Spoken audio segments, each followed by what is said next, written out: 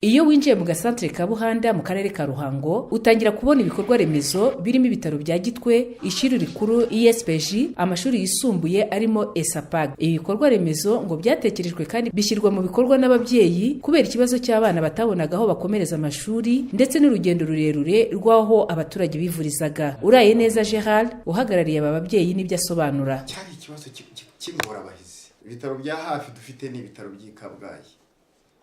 Ibindi bitaro biba ahantu hitwa ku Kigeme, hariya mu cyahoze ari Gikongoro. Ibindi bitaro rero bya hafi biba iri Ikirinda, ibindi bibi ahitwa Kaduha.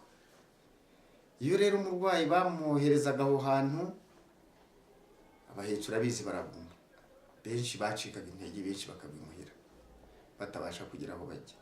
Kubihereranye n'uburezi rero, amashuri yisumbuye yari make cyane, hakaba noneho n'ikindi cy'isongerezi cyari politike ngo yiringaniza. Abana barangije kandi banatsinze neza bakagomba kubacisha mu kayunguruzo k'iringaniza ry'amoko, iringaniza ry'uturere. Ndaguha urugero, mu mwaka twashinze ishuri rya mbere hano ry'ababyeyi mu Rwanda.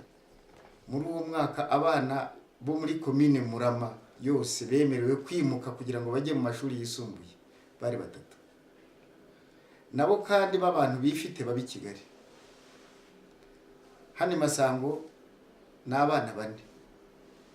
Cyari ikibazo gikomeye cyane. Ukibaza rero uko bizagenda, ukabona nta buryo bwo kuzasohoka muri icyo kibazo.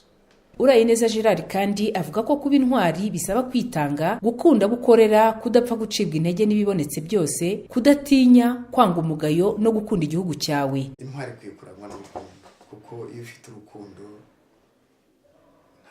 kunda abukorera, nta kintu utabakorera nubwo byaba bikomeye bite.